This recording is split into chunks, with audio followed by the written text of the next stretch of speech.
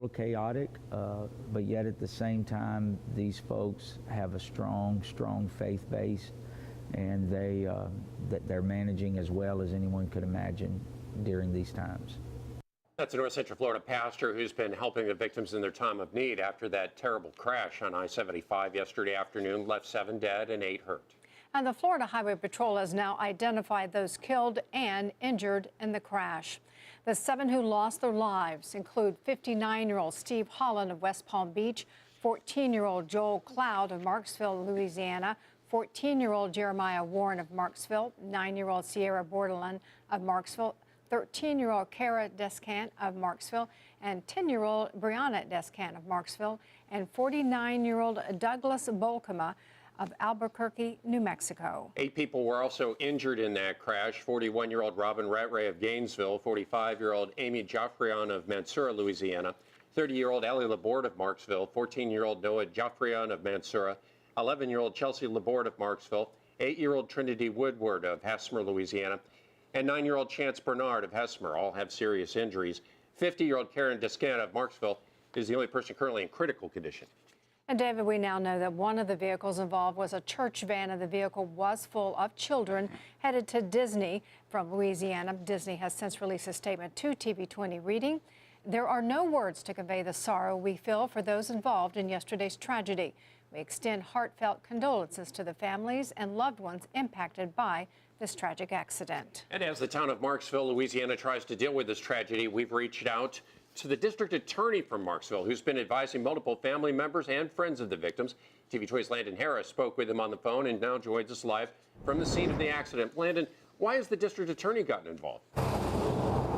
Well, Dave, Charles Riddle says he got involved because many of the family members reached out to him because they wanted to get answers quickly. They wanted to know who was injured and, of course, who was killed in the crash. He says he understands after a crash of this magnitude, the investigation will take longer than just 1 day to provide concrete answers, which is something he's been relaying to all those who have been affected. Riddle applauds the Florida Highway Patrol for all the work they've done so far to get as many answers as possible to those families. Still, a little over 24 hours later, Riddle says the entire Marksville community is reeling after what was supposed to be a happy and exciting church trip turned into a tragedy. Going 80 miles an hour, and you will be passed without any problems of people driving 90 and 100 miles an hour, and you're talking about split-second decision making. And I mean, when you're moving at those speeds, it doesn't take much, and your whole life will change. Some family members left around 12 last night to get to Gainesville today. Others came by plane, including one family member who was given a private plane ride when it was learned she didn't have the resources to get to Gainesville on her own. Now, currently, there is a GoFundMe account set up for one of the families who tragically lost a 10-year-old daughter in this crash. We'll have more coming up later tonight at 11 from Charles Riddle, who says they have had a lot of outpouring of support, not just from their own community, but especially here from Gainesville, people offering any type of support they can to these families who had to come down here to visit the injured in the hospital. So reporting from I-75, Landon Hara, TV20 News. Well, I-75 in Alachua County is gaining a reputation as a dangerous place to drive. In 2018, TV20 reported on at least 7 fatal wrecks on the roughly 30-mile stretch of road, resulting in 9 people killed. Of course, you'll remember I-75 was the site of that terrible multi-car wreck in Paynes Prairie that killed 11 people. That was in January of 2012. Following that 2012 crash, the state added electronic signs to I-75 that were designed to help cut down on accidents like that. Well, following yesterday's tragic crash on I-75, the Gainesville community is lending a helping hand. TV20's Francesca Stewart reports that members of one church have offered their assistance, yet there is still a critical need of support for the victims. Crash that struck both the Gainesville and Marksville, Louisiana communities has many looking for ways to help.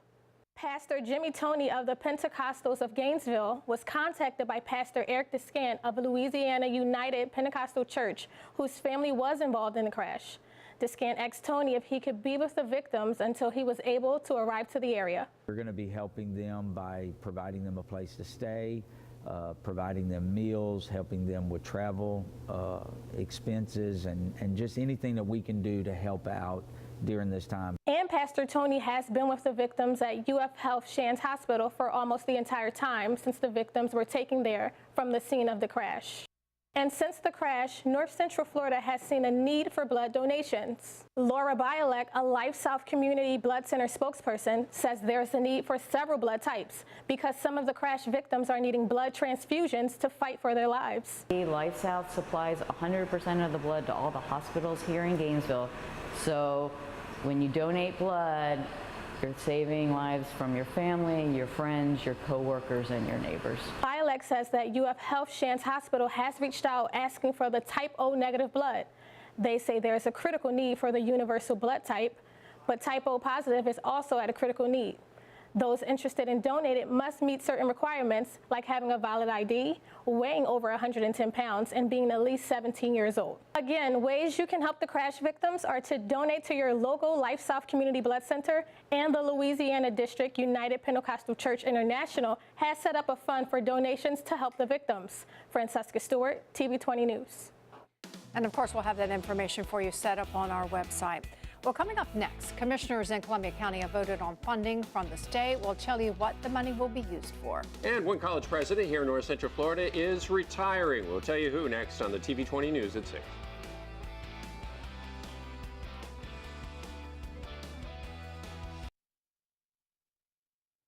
Plans for a new wastewater treatment plant in Columbia County have taken a big step forward. Well, last night, Columbia County commissioners voted to accept $10 million from the state to build a new facility to serve the North Florida Mega Industrial Park on US 90. Developing the park has been problematic because of the lack of a wastewater facility. The city of Lake City owns the park, but it is located in eastern Columbia County.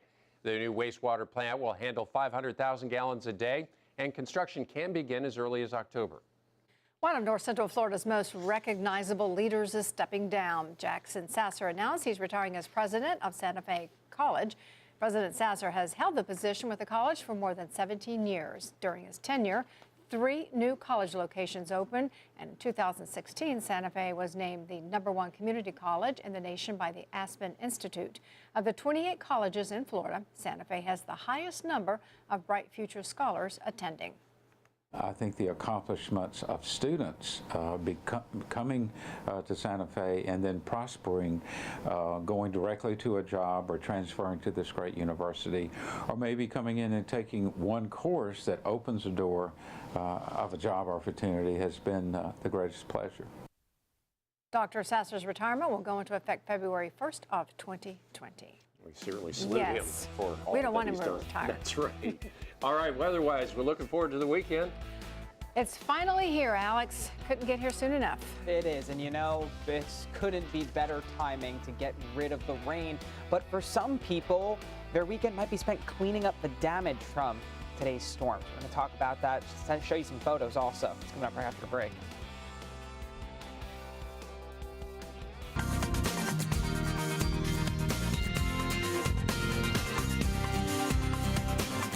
Well, it's officially dark outside, but if you were with us just a couple minutes ago, you saw how beautiful and colorful this look was outside Gainesville Regional Airport, and you can actually still see a little bit off the screen of that orangey red color. Temperatures have cooled down a bit. It's 59 right now. Dew point's still 52. It's a little humid, but we're going to get rid of that humidity pretty quickly behind this rain. It's just going to take some time. We still have a few lingering showers out in Levy County, but most of the bulk of this activity is now well to the east and out to the west is improving conditions. But left in the wake of this storm is damage from the wind. Emergency manager in Hawthorne reported a tree uprooted onto a road after actually there was another tree that was uprooted in Interlochen on the road in Hawthorne. This tree didn't impact the road. However, there was a tree that did fall on somebody's house. This photo coming from Sage. So here's the front of their house. Do you see this huge tree that is blocking the left side of the house when you look at this photo? Well, let's take a look inside at one of the rooms that this tree fell on. that's the window. Do you see that? And then the ceiling just came crashing down because of how heavy this tree was. The lights don't work in this room. They said that some of the electrical in their house was damaged when the tree fell. Also, some other branches fell on their property as well. So again, this is Hawthorne. I have to thank Sage for sending us these photos and let you guys know who's watching this that everybody is okay, but I'm sure a little shaken up after seeing that much damage from a storm that came through pretty quickly. I mean, just within a few hours, we went from a nice start to the day and now a nice finish. The radar's on standby. You could see some of the heavier activity out towards St. Augustine, Daytona Beach, parts of Marion County. On the east side of Ocala, still seeing some rain, but most of us now seeing clearing. Swanee River Valley's done with the rain for the day. Also, parts of Dixie County now saying goodbye to the rain. Levy County is getting the last bit of it. As I expand the picture, you can see just clear skies out to the west in areas like the Panhandle in Alabama, Mississippi, out into the Gulf of Mexico. This is going to be our weather for tomorrow, which is good news because it's the weekend. And so we're going to be seeing nice conditions for that, and not too cool either. I mean, although it will be cooler and drier, no more 80s, as you can see behind this cold front. It's in the 50s and 40s right now. This is average for January, which isn't too bad for us here in North Central Florida. So as that rain ends, we clear out, we stay clear for the weekend, we stay nice for the extended look. A lot of great weather to talk about. But first, we have to get through this last bit of shower activity this evening. Looking good for your Friday overnight plans. Saturday morning, just a mix of clouds, but by the afternoon, it'll be very nice and sunny. We'll have a northwesterly breeze in place, so that's going to keep us on the drier side. We'll probably struggle to make it out of the 60s, though. So dress in layers because the sun will be strong on Sunday also, but cool temperatures in the morning will definitely make you need that jacket. But with high pressure overhead, we're going to be staying calm across the entire southeast for the next few days. But as this high pressure moves off the east coast, that will bring some warmer air into our area starting Monday. But it won't be in the 80s, which we were at for the 5th day in a row today. Overnight tonight, we're in the 40s. For the first time in over 2 weeks, we have finally dropped below 50 degrees once we head into your Saturday morning. By the afternoon, we're into the 60s. That's going to be nice. Our first day of average temperatures of 2019, and we'll be slowly warming up towards the early part of next week with temperatures in the 70s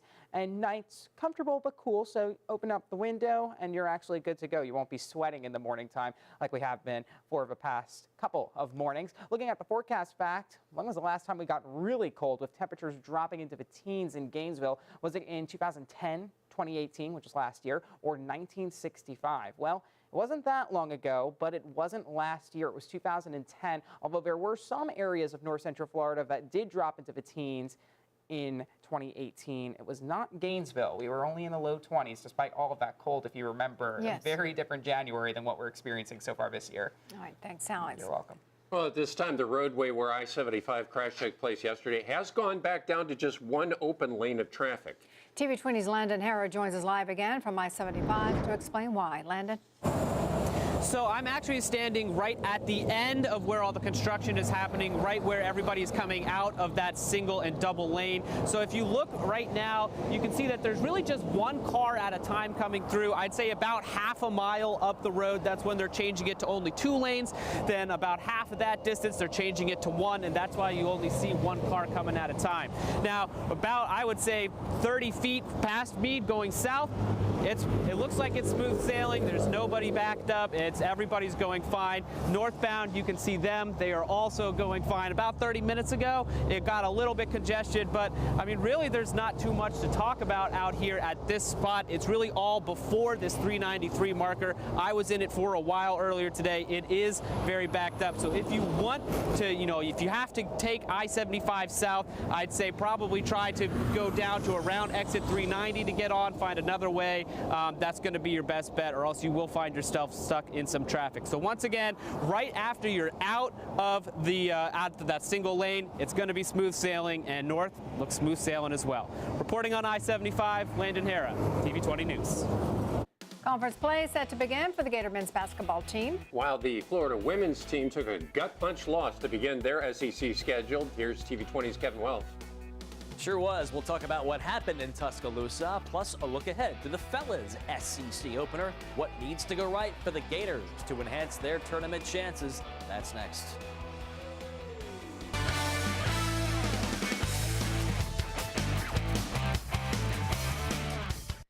When the NCAA Tournament Selection Committee gets together in March, conference records will be a hot item of discussion.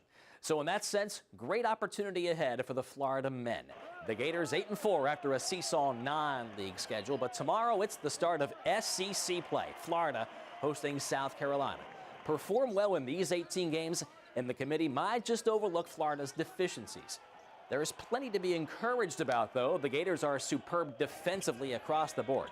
They've allowed only one opponent to reach 70 points, held 5 to 56 or less, and ranked first among SEC teams in scoring defense and opponents' three-point percentage. Should be fun to see how league play unfolds. Boy, what a crushing start to SEC action for the Florida women. The Gators led Alabama 25-8 in the first half of last night's game in Tuscaloosa, eventually falling 74-67. Could have been a breakthrough. They scored 17 unanswered.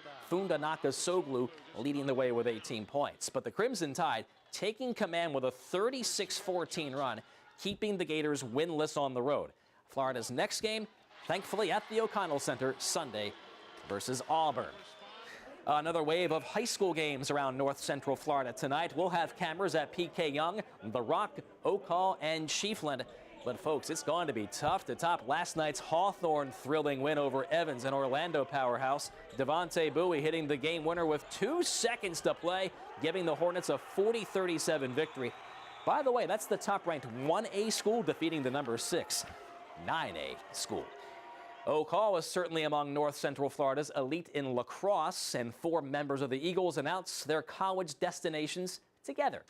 Attackman Ryan O'Leary and Kyle Cox, midfielder Bradley Vincent, and defenseman Jack Lyman, all major components of Oak Hall's run to last year's region finals. O'Leary will attend North Carolina. He's got 187 career points, had a school record 10 in a single game in last year's district finals.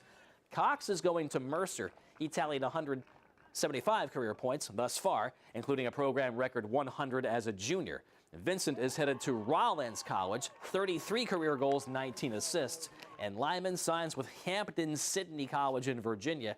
He owns the school record for most ground balls in a single game with 12. 2 Gator football recruits play in tomorrow's High School All-American Bowl in San Antonio, at least 2 that we're aware of, linebackers Tyron Hopper and Mahmoud Diabate. Now, I say it like that because Dan Mullen picked up another oral commitment during last night's All-America game in Orlando from Houston area wide receiver R.J. Henderson. He is a 4-star recruit. Also appearing in that event, 2019 Florida signees Keon Zipperer, a tight end, and offensive lineman Diave Hammond, high school teammates at Lakeland. Zipperer with a couple of nice catches for Team Ballaholics. Sure didn't take long for Ohio State to pick up where Urban Meyer left off. ESPN is reporting former Georgia quarterback Justin Fields plans to join the Buckeyes and enroll in classes there next week. Fields went to Georgia as the country's top-ranked high school recruit, but got trapped behind starting QB Jake Fromm, played sparingly this season in mop-up duty. He fills a need with the Buckeyes expecting to lose Heisman Trophy finalist Dwayne Haskins. And the Gator track and field family recently lost a friend with the passing of Deion Rose last week. A 2-time Olympian for her native Jamaica, Rose Henley, as she was known in her later years, was a part of the Gators' first NCAA championship team in 1992, earning SEC titles in both the indoor and outdoor long jump.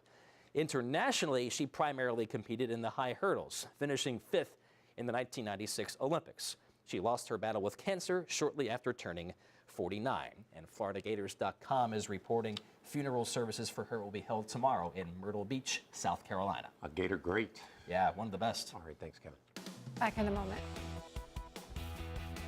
We're continuing our coverage of that horrible crash on I-75 yesterday afternoon that claimed 7 lives and has left 8 others with injuries. FHP has released the names of all the victims of the crash, both those killed and those who are injured. That list can now be found on our website, WCJB.com. The victims include a mix of children and adults, and we know that the 5 children killed were traveling in a church van headed to Disney World from Louisiana. The resort did release a statement that you can read now on our website. We've also spoken with the district attorney who is helping advise several of the family members of the crash victims. You can hear his interview coming up tonight at 11. And if you're looking for ways to help those affected by this tragedy, you can find ways to assist them also on our website.